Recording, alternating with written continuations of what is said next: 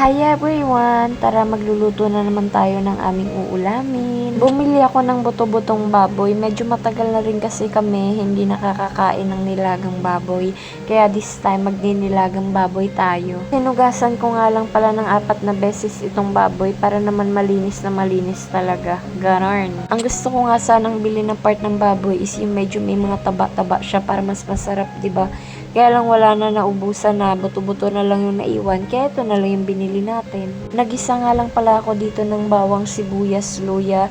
Hindi na ako naglagay ng paminta kasi nakalimutan ko bumili. Sinunod ko na nga rin ilagay yung patatas para sakto lang yan, sumabay siya sa paglambot ng karne. Kulang-kulang yata yung mga ingredients ko dito pero okay lang yan. Ang importante, masarap yung maging kalabasan. Nag-add nga lang din pala ako ng tubig dito. Dinamihan ko yung tubig. Syempre, alam nyo naman, sinasadya para sa aking junakis. Naglagay nga lang din pala tayo dito ng konting patis, tapos naglagay na rin ako ng pork cubes para mas malasa at mas masarap. Ganon. Dinamihan ko na rin yung sabaw nito kasi pag nagsasabaw ako, pinapahigop ko ng 1 baso yung anak ko. Syempre healthy kasi yung sabaw, 'di ba? Sabi nila. Bakit parang hindi ka sure? Charot. Kumukulo na nga rin pala yung ating lutuin kaya nilagay ko na yung gulay. Hindi ko na hiniwa sa gitna yung gulay. Okay lang naman yan. Hihintayin ko nga lang kumulo ito ng kumulo hanggang sa lumambot na ng tuluyan yung karne. Gusto ko kasi malambot na malambot para hindi siya mahirap i-chew. Char. Malapit na nga rin pala maluto yung ating ulam. Tinikman ko na rin siya kung sakto na ba yung timpla. So far, sakto naman, masarap. Next naman tayo. Ginisa ko nga lang pala itong baboy. Wala akong nilagay na kahit anumang karne. Wala akong nilagay na bawang sibuyas o na kahit anuman. Mantika lang talaga yung nilagay ko dito. Plano ko nga sanang adobohin siya.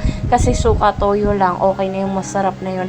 Kaya lang naisip ko, gawin ko na lang siyang parang binagoongan. Binagoongan ba talaga to? Hindi ko sure kasi wala naman akong ingredients na kahit ano nilagay, di ba? Pero wag kayong mag-alala, ako ng bahala nito kasi ako lang naman din kakain nito. Hindi nyo na to problema. Naluto na nga rin pala yung ating binagoongan. Ewan ko kung matatawag ba itong binagoongan. Matatawag ko siyang binagoongan kasi nilagyan ko ng bagoong. So, binagoongan. Yan ko nga lang din pala siya ng tubig, suka, tapos yun yung bagoong. Nilagyan ko siya ng suka kasi yung bagoong, di ba, medyo maalat yun. Para naman mabawas-bawasan yung alat niya. Kaya nilagyan ko siya ng konting suka. Konti lang naman. At ayan nga, tapos na tayong magluto, kaya kakain naman tayo. Madalas inuuna ko nang pakainin yung anak ko kapag naluluto na yung sabaw na ulam. Kasi matagal siyang kumain. Bukod sa matagal siyang kumain, sobrang makalat. Kaya ang ginagawa ko, pag naluto na yung sabaw, inuuna ko na siyang pakainin. After niya kasing kumain, papahinga ko muna ng mga 5 to 10 minutes. Tapos bibigyan ko yan siya ng 1 basong sabaw.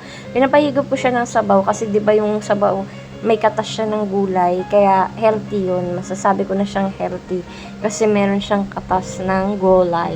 Ganon.